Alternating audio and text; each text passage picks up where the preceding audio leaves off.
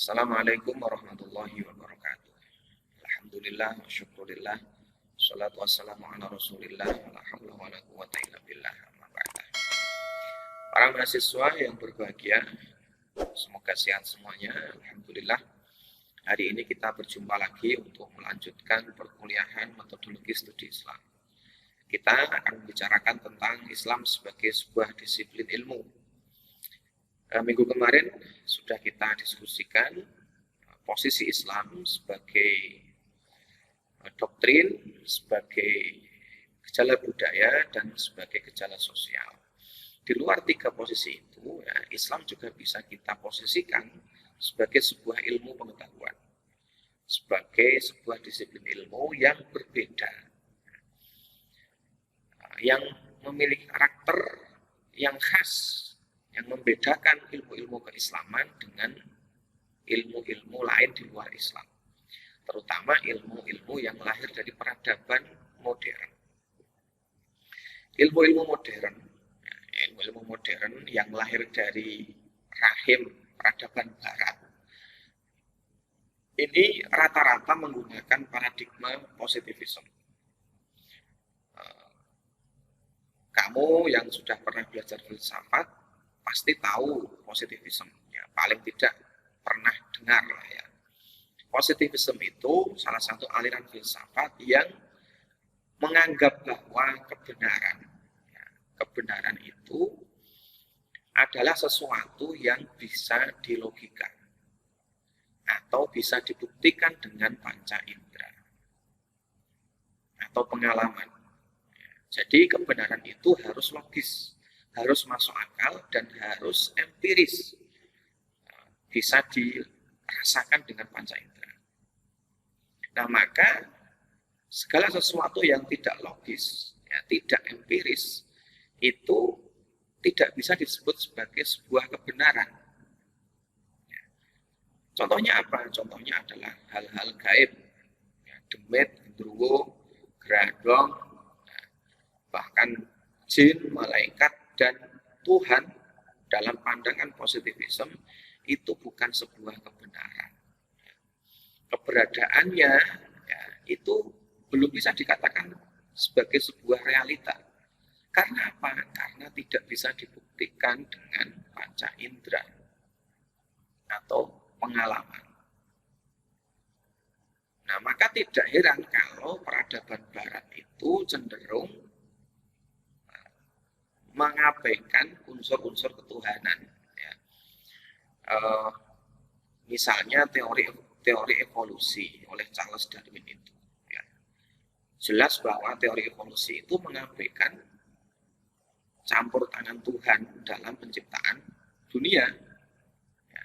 Karena evolusi mengatakan bahwa manusia itu awalnya adalah spesies yang mirip kera itu, dan kemudian berevolusi sampai menjadi manusia sekarang. Intinya bahwa menurut teori evolusi itu dunia itu selalu berevolusi dan mengabaikan peran Tuhan di sana. Ya.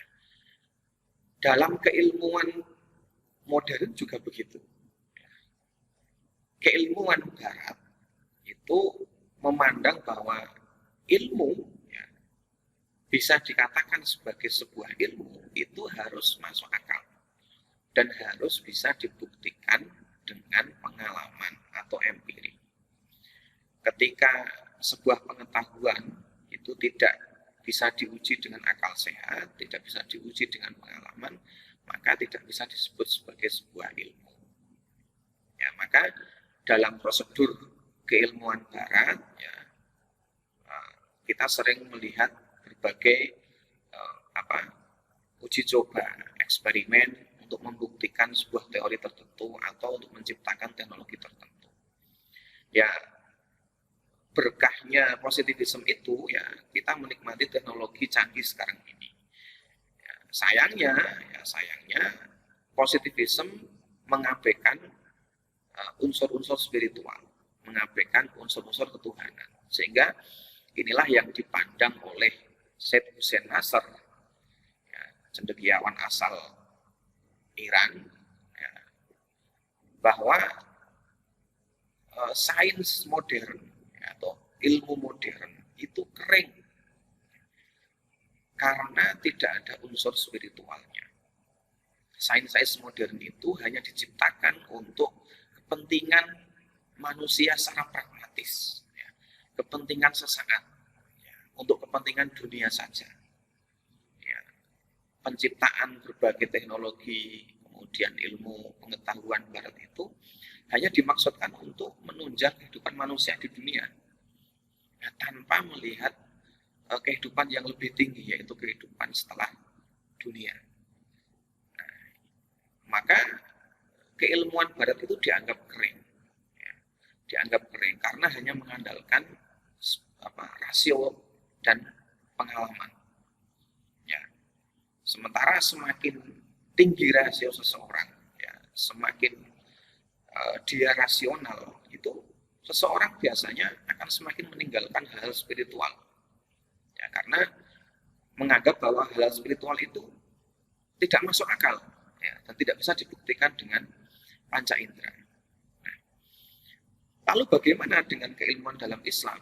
Nah, Islam berbeda dengan keilmuan modern.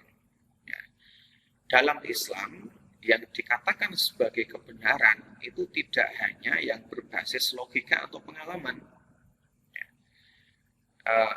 maka dalam diskursus filsafat, ya, kita mengenal istilah epistemologi. Ya, epistemologi itu adalah sumber atau metode untuk menggali sebuah ilmu. Ya. Islam, ya, sebagai sebuah ilmu tidak hanya mengakui kebenaran dari logika atau dari pengalaman saja, tetapi juga ada hal-hal lain yang juga diakui oleh Islam sebagai sumber kebenaran. Apa saja itu? Nah, yang pertama adalah wahyu. Ya. Yang pertama adalah wahyu, atau dalam istilah epistemologi Islam disebut sebagai epistemologi bayani. Ya. Wahyu, baik itu Al-Quran ataupun hadis, ya, adalah sebuah kebenaran. Meskipun tidak bisa kita logika atau tidak bisa kita buktikan secara empirik. Mengapa itu kebenaran? Ya karena datangnya dari Tuhan. Dan semua yang datangnya dari Tuhan itu kita yakini sebagai sebuah kebenaran, meskipun tidak masuk akal. Itu namanya epistemologi bayani. Nah, dari epistemologi bayani inilah muncul ilmu-ilmu seperti ilmu tauhid, ya. Ilmu kalam, ya, ilmu yang berkaitan dengan sifat-sifat Tuhan. Itu sumber-sumbernya adalah dari wahyu, dari teks Al-Quran ataupun hadis. Nah, itu juga merupakan sebuah kebenaran yang ketika itu kita ingkari, maka kita menjadi kufur. Ya. Sumber yang kedua, ya, adalah logika dan pengalaman. Nah, jadi yang pertama, sumber keilmuan dalam Islam adalah bayani atau wahyu. Yang kedua adalah akal dan pengalaman, logik dan empirik. Atau dalam epistemologi Islam disebut sebagai epistemologi burhani. Ya. Islam juga mengakomodir akal dan pengalaman. Ya. Dalam hal ini Islam mungkin sama dengan Barat, ya, yang sama-sama menggunakan akal dan pengalaman sebagai sumber keilmuan. Ya. Dalam Islam, akal itu juga bisa digunakan sebagai metode ataupun sumber keilmuan. Ya, misalnya dalam fikih kita mengenal metode qiyas, ya, atau ijma, ya, atau masalihul mursalat misalnya. Itu adalah sumber-sumber ajaran Islam, ya, yang sifatnya logis, ya, dan empiris. Ya, yang ketiga, ya, sumber keilmuan dalam Islam adalah intuisi atau rasa, atau juga bisa disebut sebagai epistemologi irfani. Ya. Maksudnya bagaimana? Bahwa kebenaran dalam Islam itu tidak hanya dari wahyu, tidak hanya dari akal dan pengalaman, tapi juga dari perasaan. Ya, perasaan seseorang ya, itu juga bisa disebut sebagai sebuah kebenaran. Ketika perasaan itu, ya, ketika perasaan itu sesuai dengan wahyu. Nah, maka dari epistemologi irfani ini muncullah ilmu tasawuf. Ilmu tasawuf ini ya tidak bisa kamu buktikan dengan logika dan pengalaman. Ya, karena sifatnya ruhaniyah, sifatnya kejiwaan yang bahkan bersifat subjektif. Ya. Spiritualitas seseorang ya, satu dengan yang lain itu bisa berbeda. Tapi itu juga diakui sebagai sebuah kebenaran. Ya, ketika misalnya Imam Ibnu Arabi, ya, salah satu sufi terbesar abad klasik, mengatakan bahwa dia melihat Tuhan ya, bersatu dengan alam, dengan dunia, kemudian dia mengatakan teori wahdatul wujud itu juga bisa dikatakan sebagai sebuah kebenaran dan sebuah ilmu. Ya, ya. Meskipun itu tidak bisa kita buktikan secara logika maupun secara empiri. Itu yang membedakan ilmu-ilmu dalam Islam dengan ilmu Barat dari sisi sumbernya. Ya, jadi kebenaran dalam Islam itu tidak hanya kebenaran logika dan empiri, tapi juga kebenaran wahyu dan kebenaran intuitif. Perbedaan yang lain, ya, bahwa ilmu-ilmu dalam Islam ini manfaatnya atau tujuannya itu tidak berhenti di dunia saja, tidak berhenti pada kepentingan manusia pragmatis saja, tetapi juga kepentingan yang lebih tinggi, yaitu kehidupan di akhirat yang ujungnya adalah kembali kepada Tuhan. Jadi prinsip dalam keilmuan Islam itu adalah tauhid, ya, bahwa ilmu itu sumbernya satu, yaitu Allah Subhanahu wa Ta'ala. Dan Allah bisa memberikan ilmu pengetahuan itu kepada siapapun, baik lewat wahyu, ya, lewat Quran ataupun hadis, lewat akal atau pengalaman, bahkan lewat intuisi. Bersumber dari Allah Subhanahu wa Ta'ala dan kembalinya juga kepada Allah Subhanahu wa Ta'ala. Maka semua ilmu dalam Islam, ya, baik itu ilmu-ilmu agama, bahkan ilmu-ilmu yang kulitnya itu ilmu-ilmu dunia, itu harus berujung pada kehidupan di atas kehidupan dunia. Bahwa semua ilmu dalam Islam ini harus bisa mengantarkan manusia untuk menggapai kesejahteraan dunia dan juga kesejahteraan akhirat, untuk menggapai ridho Allah Subhanahu wa Ta'ala.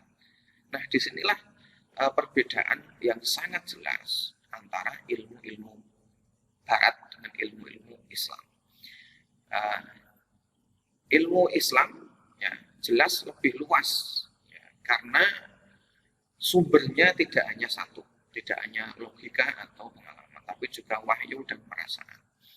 Meskipun Barat menolak itu, ya, ya. Epistemologi keilmuan Barat tentu saja menolak kebenaran wahyu, apalagi intuisi, karena mereka menganggap kebenaran wahyu dan intuisi tidak masuk akal dan tidak empiris.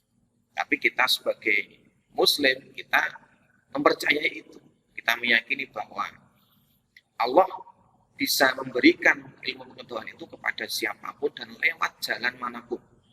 Baik itu lewat wahyu, ya, lewat akal, lewat pengalaman, atau lewat perasaan. Ya. Saya kira itu yang bisa saya sampaikan untuk pengantar kuliah hari ini. Silahkan nanti didiskusikan lebih lanjut. Saya akhiri. Wallahul muwaffiq ila aqwamit thoriq. Assalamualaikum warahmatullahi wabarakatuh.